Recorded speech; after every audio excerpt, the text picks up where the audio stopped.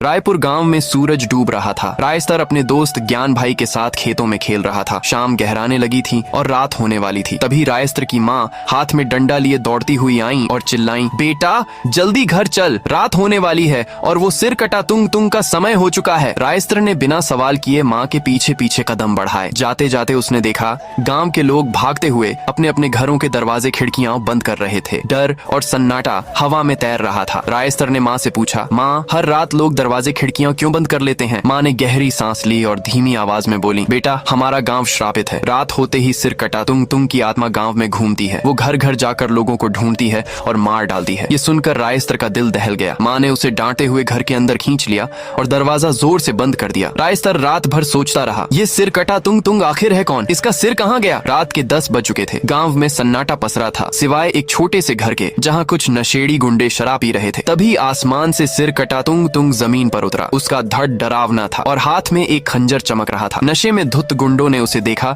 लेकिन ध्यान नहीं दिया। तुंग तुंग ने उनके पास जाकर कहा, क्या मैं तुम्हारा सिर ले सकता हूँ? यह सुनते ही गुंडे हंस पड़े, लेकिन तभी तुंग तुंग ने एक झटके में उनके सिर काट दिए और जोर जोर से हंसते हुए हवा में गायब हो गया। उस रात उसने गाँव में और भी कई लोगों को मार डाला। अगली सुबह रायस्तर उठा तो देखा गाँव के बीच में लाशों का ढेर लगा था। लोग रो रहे थे, चीख रहे थे। रायस्तर हैरान था, लेकिन गाँव के कुछ बुजुर्गों ने उसे वहाँ से भगा दिया। स्कूल जाते हुए वो बस यही सोचता रहा, मैं एक दिन जरूर पता लगाऊंगा कि ये तुंग तुंग है कौन। 10 साल बीत गए। रायस्तर अब जवान और समझदार हो चुका था, लेकिन गांव की हालत वही थी। हर रात तुंग तुंग का आतंक, हर सुबह लाशों का ढेर। एक दिन गांव वालों ने हिम्मत करके एक तांत्रिक बाबा कालदास को बुलाया। बाबा ने शाम को गांव के बीच में हवन शुरू किया। रायस्तर अपनी खिड़की से सब देख रहा था। बाबा ने जैसे ही मंत्र पढ़ा, सिर कटा तुंग तुंग वहाँ प्रकट हुआ। उसने बाबा को एक ही वार में मार डाला। गाँव में अफरा तफरी मच गई। तुंग तुंग ने एक एक करके कई लोगों को खत्म कर दिया। रायस्तर ने डर के मारे दरवाजा बंद किया और सो गया। अगली सुबह उसका दोस्त उसे खेलने बुलाने आया। रायस्तर खेलने गया, लेकिन उसका मन उसी सिर कटे की बातों में उलझा रहा। शाम होने पर वो घर लौटा तो देखा उसकी माँ गंभीर रूप से बीमार थी। वो उन्हें बाइक पर बिठाकर अस्पताल ले जाने लगा, लेकिन रास्ते में सिर कटा तुंग तुंग सामने खड़ा था। रायस्तर ने हिम्मत जुटाई